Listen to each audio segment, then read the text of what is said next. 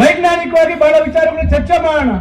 ಇವತ್ತೇನು ನಾವು ಕಂದಾಯ ಗ್ರಾಮಗಳ ಅಭಿಯಾನ ಕೈಗೆತ್ತಿಕೊಂಡಿದ್ದೀವಿ, ಇದ್ರಲ್ಲಿ ಏನಾದ್ರೂ ಲೋಪಗಳಿದ್ರೆ ಚರ್ಚೆ ಮಾಡೋಣ. ಜನರಿಗೆ ಇವತ್ತು ನಮ್ಮ ಸರ್ಕಾರ ಮಾಡ್ತಾ ಇರ್ತಕ್ಕಂಥ ಕೆಲಸಗಳ ಬಗ್ಗೆ ಇವತ್ತು ಸಹಕಾರ ಕೊಡ್ತಕ್ಕಂಥ ಕೆಲಸ ಮಾಡಬೇಕು. ಅವರು ಜಿಲ್ಲಾ ಮಂತ್ರಿಯಾಗಿ ಕೆಲಸ ಮಾಡಿದ್ರು, ಯಾಕೆ ಇಂಥ ಕಾರ್ಯಕ್ರಮಗಳು ಕೈಗೆತ್ತಿಕೊಳ್ಳಿಲ್ಲ ಆ ಸಂದರ್ಭದಲ್ಲಿ? ಇವತ್ತು ನಾವು ಮಾಡ್ತಾ ಇರ್ತಕ್ಕಂಥ ಇವತ್ತು ಕೆಲಸಗಳಿಗೆ ಇವತ್ತು ನಾನಾ ರೀತಿ ವ್ಯಾಖ್ಯಾನಗಳನ್ನ ಮಾಡುವಂತ ಒಂದು ಕೆಲಸವನ್ನ ಮಾಡ್ತಾರೆ. ಅದೆಲ್ಲ ನನ್ನ ಮುಖವಾಡ ಕಳಿಸ್ಬಿಡ್ತಾರಂತ. ನನಗಿರೋದು ಒಂದೇ ಮುಖ, ನಿಮ್ ತರ ದ್ವಿಮುಖ ಇಲ್ಲ ನನಗೆ. ಇವತ್ತು ನಿಮ್ಗೆ ಎಷ್ಟು ಮುಖ ಇತ್ತು ಅಂತಕ್ಕಂಥದ್ದು ಕೊರೋನಾ ಸಂದರ್ಭದಲ್ಲಿ 23 ಜನ ಮುಕ್ತರು ಸತ್ತದಂತ ಸಂದರ್ಭದಲ್ಲಿ ನಿಮ್ಮ ದ್ವಿಮುಖ ಅಥವಾ ನಿಮ್ಮ ವ್ಯಾಘ್ರ ಮುಖ ಎಲ್ಲರೂ ಇವತ್ತು ಇಡೀ ರಾಜ್ಯ ನೋಡಿದೆ. ಇವತ್ತು ಕೈಗಾರಿಕಾ ಪ್ರದೇಶದಲ್ಲಿ ನಾನು ಎಲ್ಲೂ ಯಾವುದೇ ರೀತಿ ನಾನು 1 ಸೆಂಟಿಮೀಟರ್ ಜಾಗ ಆ ರೀತಿ ದುರಾಸೆ ಆ ತರದ್ದು ಏನು ಕಬಳಿಕೆ ಮಾಡ್ತಕ್ಕಂಥ ಉದ್ದೇಶ ನನ್ನಲ್ಲಿ ಇಲ್ಲ, ಸದಾ ಯಾವತ್ತೂ ಇಲ್ಲ. ಆ ರೀತಿ ಏನಾದ್ರೂ ಉದ್ದೇಶಗಳಿದ್ರೆ ಅದು ನಿಮಗಿದೆ, ಬಿಟ್ರೆ ನಮಗಂತೂ ಖಂಡಿತ ಉದ್ದೇಶಗಳಿಲ್ಲ. ಅದು ಎಲ್ಲಿ ಅದೇನೋ ಚಾಲೆಂಜ್ ಅಂತ, ಅದೇನ್ ಚಾಲೆಂಜು, ಅದೇನ್ ದಾಖಲೆಗಳು ಬಿಡುಗಡೆ ಮಾಡ್ತಿರೋ, ಅದೆಲ್ಲೆಲ್ಲಿ ದಾಖಲೆಗಳು ತಂದು ಬಿಡುಗಡೆ ಮಾಡ್ತಿರೋ ತಗೊಂಡ್ಬಂದು ಬಿಡುಗಡೆ ಮಾಡ್ರಿ ನೋಡೋಣ ತಾಕತ್ತಿದ್ರೆ.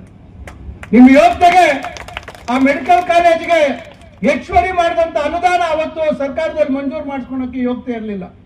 ನಮ್ಮ ಸರ್ಕಾರ ಬಂದು ಅದಕ್ಕೆ ಅಧಿಕೃತವಾಗಿ ಮುದ್ರೆಯನ್ನು ಅವತ್ತು ಅಂತದ್ದು ಆಗ್ಬೇಕಾಯ್ತು, ಅನುದಾನ ಬಿಡುಗಡೆ ಮಾಡಬೇಕಾಗಿತ್ತು. ಚಿಕ್ಕಬಳ್ಳಾಪುರ ಆಸ್ಪತ್ರೆಗೆ MRI ತರಿಸುವಂತ ಯೋಗ್ಯತೆ ನಿಮಗೆ ಇರಲಿಲ್ಲ ಒಬ್ಬ ಸಂಬಂಧಪಟ್ಟಂತ ಇಲಾಖೆ ಸಚಿವರಾಗಿ. ನಂದಿ ಬೆಟ್ಟಕ್ಕೆ ರೋಪ್ ವೇ ವಿಚಾರದಲ್ಲಿ ಬರೀ ಟೇಪ್ ಕಟ್ ಮಾಡ್ಬಿಟ್ರೆ ಆಯ್ತಾ? ಇವತ್ತು ಎಷ್ಟು ದೊಡ್ಡ ಸಮಸ್ಯೆಗಳು, ಆ ಸಮಸ್ಯೆಗಳನ್ನ ನಾವು ನಿವಾರಣೆ ಮಾಡುವಂತ ಕೆಲಸವನ್ನ ನಾವು ಮಾಡ್ತಾ ಇದ್ದೀವಿ. ದೊಡ್ಡ ಮಟ್ಟದಲ್ಲಿ ಹೂವಿನ ಬೆಳೆಗಾರರಿದ್ದಾರೆ ಇವತ್ತು ಚಿಕ್ಕಬಳ್ಳಾಪುರದಲ್ಲಿ, ಅವ್ರಿಗೆ ಒಂದು ಸುಸಜ್ಜಿತವಾದಂತ ಮಾರುಕಟ್ಟೆ ಮಾಡಬೇಕು ಅಂತಕ್ಕಂಥ ಯೋಗ್ಯತೆ ನಿಮಗೆ ಇರಲಿಲ್ಲ. ಇವತ್ತು ಆ ಮಾರುಕಟ್ಟೆಯನ್ನ ಇವತ್ತು ನಿಜ ರೂಪಕ್ಕೆ ತರುವಂತ ಕೆಲಸವನ್ನ ಮಾಡ್ತಾ ಇದ್ದೀವಿ.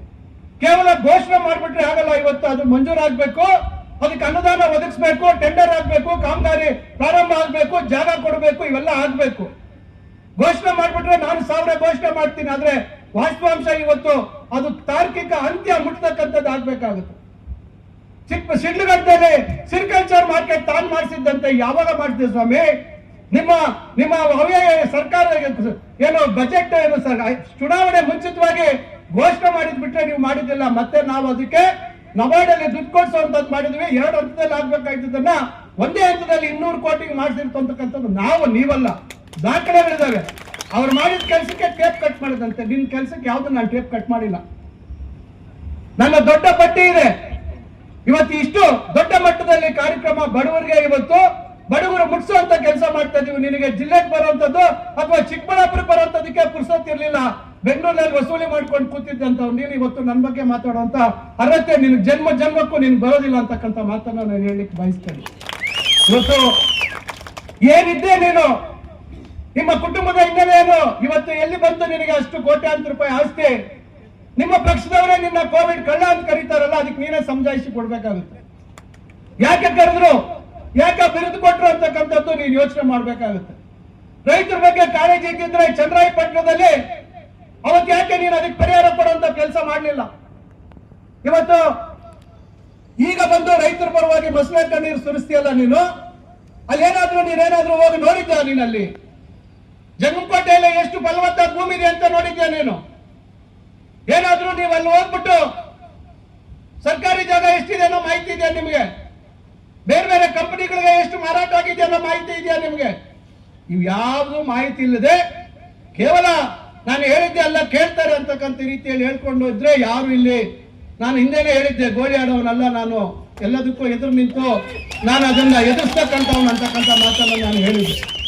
ಇವತ್ತು ಸಮಗ್ರವಾಗಿ ಇವತ್ತು ಜಿಲ್ಲೆಯಲ್ಲಿ ಅಭಿವೃದ್ಧಿ ಆಗ್ಬೇಕು, ನಮ್ಮ ಜಿಲ್ಲೆಗೆ ಒಳ್ಳೆ ಭವಿಷ್ಯತ್ ಬರಬೇಕು, ನಮ್ಮ ಮಕ್ಕಳಿಗೆ ಒಳ್ಳೇದಾಗ್ಬೇಕು, ನಮ್ಮ ಮಕ್ಕಳಿಗೆ ಉದ್ಯೋಗ ಸಿಗ್ಬೇಕು, ನಮ್ಮ ಜಿಲ್ಲೆಯಲ್ಲಿ ಇರ್ತಕ್ಕಂಥ ರೈತರ ಬದುಕಿನಲ್ಲಿ ಬದಲಾವಣೆ ಆಗ್ಬೇಕು ಅಂತಕ್ಕಂಥ ನಿರಂತರವಾದಂತಹ ಒಂದು ಪ್ರಯತ್ನವನ್ನು ನಾನು ಮಾಡ್ತಾ ಇದ್ದೇನೆ. ಇವತ್ತು ಹೂವಿನ ಮಾರ್ಕೆಟ್ ಇರ್ಬೋದು, ಇವತ್ತು ರೇಷ್ಮೆ ಗೂಡಿನ ಮಾರ್ಕೆಟ್ ಇರ್ಬೋದು, ಇನ್ನ ಇವತ್ತು ನಮ್ಮ ತಾಲೂಕಿನಲ್ಲಿ ಇವತ್ತು ಕೆರೆಗಳು, ಶಿಡ್ಲಘಟ್ಟ ತಾಲೂಕಿನಲ್ಲಿ ಕೆರೆಗಳಿಗೆ ನೀರು ತುಂಬಿಸುವಂತದ್ದು ಇರ್ಬೋದು, ಇವತ್ತು ಗಂಟ್ಲು ಮಲ್ಲಮ್ಮ ಕೆರೆ ಕುಡಿಯೋ ನೀರಿನ ಯೋಜನೆ ಬಾಗೇಪಲ್ಲಿಯಲ್ಲಿ ಇರ್ಬೋದು. ಈ ರೀತಿ ಹಲವಾರು ಕಾರ್ಯಕ್ರಮಗಳನ್ನ ಇವತ್ತು ನಾವು ಮಾಡ್ತಾ ಇರ್ತಕ್ಕಂಥದ್ದು ನಮ್ಮ ಜಿಲ್ಲೆಯ ಸರ್ವಾಂಗೀಣ ಅಭಿವೃದ್ಧಿಗೆ. ಇವತ್ತು ಕೇವಲ ಬಾಯಿ ಚಪ್ಪಳಕ್ಕೆ ಮಾತಾಡುವಂಥದ್ದು ಬಿಟ್ಟು ನಿಮ್ಮ ಅವಧಿಯಲ್ಲಿ ಈ ರೀತಿ ಏನಾದ್ರೂ ಆಗಿತ್ತಾ? ಇವತ್ತು ಪ್ರಭಾವಿತ ಅರಣ್ಯ ಡೀಮ್ಡ್ ಫಾರೆಸ್ಟ್ ಇವತ್ತು ಯಾರು ಇವತ್ತು ಆ ವ್ಯವಸ್ಥೆಗೆ ಕಾರಣ? ನೀವೇ ನೇರ ಕಾರಣ.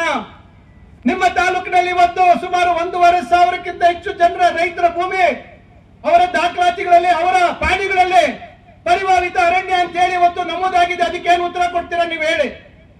ಅವತ್ತು ನೀವು ಜಿಲ್ಲಾ ಮಂತ್ರಿಯಾಗಿ ನೀವು ನಿಮ್ಮ ಬೇಜವಾಬ್ದಾರಿತನ ಅವತ್ತು ನೀವು ಸರಿಯಾದ ರೀತಿ ಅಧಿಕಾರಿಗಳಿಗೆ ಮಾರ್ಗದರ್ಶನ ಕೊಡದಿರ ನೀವು ಮಾಡಿರ್ತಕ್ಕಂಥ ಆ ತಪ್ಪು ಇವತ್ತು ಇಡೀ ಜಿಲ್ಲೆಯ ರೈತರು ಇವತ್ತು ಕೆರೆಗಳು ಸಣ್ಣ ನೀರಾವರಿ ಕೆರೆಗಳನ್ನ ಇವತ್ತು ಡೀಮ್ಡ್ ಫಾರೆಸ್ಟ್ ಅಲ್ಲಿ ಸೇರಿಸಿದ್ದಾರೆ, ದೇವಸ್ಥಾನಗಳು ಸೇರಿದ್ದಾವೆ, ಸರ್ಕಾರದ ಆಸ್ತಿಗಳು ಸೇರಿದ್ದಾವೆ. ಇವೆಲ್ಲ ಕನಿಷ್ಠ ಜ್ಞಾನ ಇಲ್ಲದೆ ಇರ್ತಕ್ಕಂಥವ್ರು ಇವತ್ತು ನನಗೆ ಸವಾಲಾಗ್ತಕ್ಕಂಥದ್ದು ಎಷ್ಟು ಮಟ್ಟಿಗೆ ನಿಮಗೆ ನೈತಿಕತೆ ಇದೆ ಅಂತಕ್ಕಂಥದ್ದು ನಾನು ಈ ಸಂದರ್ಭದಲ್ಲಿ ಹೇಳಲಿಕ್ಕೆ ಬಯಸ್ತೇನೆ.